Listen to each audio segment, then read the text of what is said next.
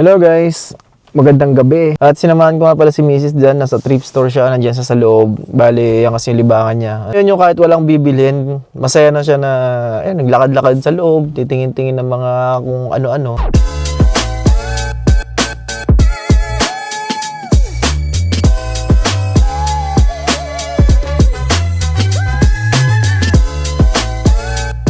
Hapon na ako nakawi galing sa trabaho. Yun nga, Parayan, di na naman tayo nagkita. Shoutout sa'yo kasi busy. Yung Friday ko, lagi talaga akong busy. At yun lang din yung yun lang din yung free time mo. So, hindi pa tayo nagkikita. Tsaka masama din yung panahon ngayon. May next Friday na naman. Sorry Parayan, no? Naka-3 Friday na yata tayo. 4. Hindi na tutuloy-tuloy. Kaya mo na. Magkikita rin tayo soon. Hamilton lang naman, napakalapit pero yung schedule kasi talagang hindi talaga hindi tumatama, Pasensya na. Habang nandito ako sa sasakyan, so magkwentuhan muna tayo. Wala naman akong gagawin dito. Sabi nga nila, mga nababasa ko lang, tsaka napapanood ko sa YouTube minsan. Tapos sa Facebook, yung mga nagre-reels, na mahirap nga daw makaipon dito sa Canada. Lalo kapag TFW ka pa lang or yung temporary foreign workers. So tulad namin, kami TFW kami kasi hindi pa naman kami permanent resident dito. So ano nga ba yung TFW? TFW meaning naka-work permit lang kami. 2 years, no? Yung una namin work permit is 2 years. At ngayon, waiting kami for renewal. Waiting na lang ng result kasi on process na. Bali, yung lalabas na bagong work permit namin nga pala ay 3 taon. So, medyo mahaba na siya. So, kapag nga guys lumabas yun, plan ko na rin na mag-apply na siguro ng permanent residence. Kasi, yung mga rules dito sa Canada talagang grabe. Pabago-bago siya. Marami nga dibang mga napauwi ng mga nakaraan. Maraming hindi na renew. Kasi, biglang nagbago yung yung patakaran dito. Lalo sa mga katulad namin, TFWs at saka mga students din. Kami yung mga affected. Pero sa totoo lang, mahirap talaga mag-ipon dito sa sa bansang to. Kasi unang-una, yung mahal yung housing. Nagre-rent ka. Tapos kung may sasakyan ka, kahit naman hindi ka naka-loan na sasakyan, kahit yung cash mo nabili, may babayaran ka pa rin monthly na insurance. Pwede mong bayaran na isang beses sa isang taon pero napakalaki nun. For sure, kung katulad namin na TFW, hindi mo rin gugustuhin na bayaran nga in full kasi nga sobrang laki. So, mas pipiliin mo pa rin siguro na magma-monthly ka na lang ng insurance kasi medyo maliit yun. So, pagkain, marami. Cellphone, kung may cellphone ka, yun yung mga factor na na nagiging dahilan kung bakit hindi nakakapag-ipon ng mga TFW daw dito. Depende rin sa sa priority mo. Siguro kung priority mo yung mag-ipon, talagang makakaipon ka rin naman. Pero in reality dito, based on our experience, disclaimer lang, experience namin to kami ni Mrs. Medyo mahirap nga talagang mag-ipon, lalo kung may mga binabayaran ka. Pero kasi yung mga binabayaran namin dito, yung mga kailangan talaga kasi namin dito. Una-una yung apartment, yung bahay. Maganda talaga na kapag family kayo, dapat solo kayo. So yun, nag-apartment kami na solo kami na 1 bedroom. And then, sunod doon, yung itong sasakyan. Kasi kailangan naman talaga kasi namin dito ng sasakyan. Pero kung yung trabaho namin ay accessible sa transportation, hindi na kami kukuha nitong sasakyan. Hindi na talaga. Kasi ang sasakyan isa sa malaking malaking bayarin yung sasakyan. So since na kailangan talaga namin ng sasakyan kasi katulong namin to sa pagpapasok sa trabaho, kaya kumuha talaga kami.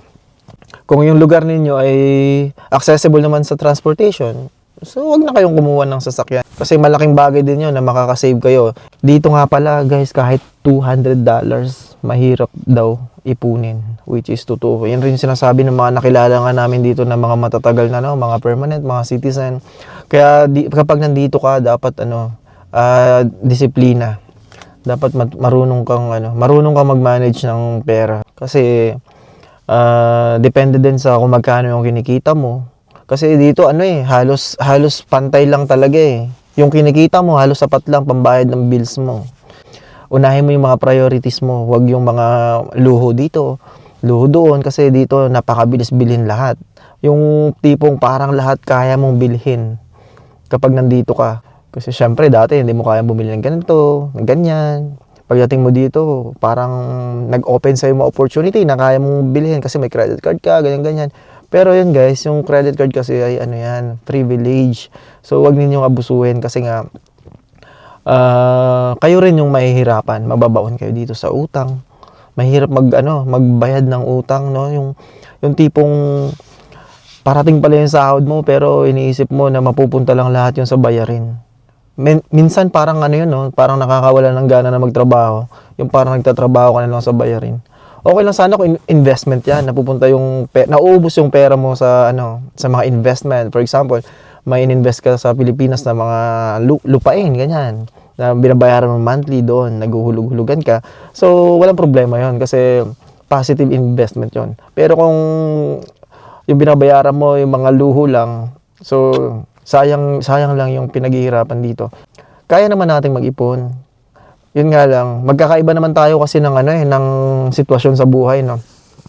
Karamihan naman sa atin dito, may mga sinusuportahan sa Pilipinas. Halos wala na ring natitira sa kanila. Lalo kasi dito, kapag TFW ka pa lang, hindi ka pwede magtrabaho sa iba. So under ka ng closed work permit.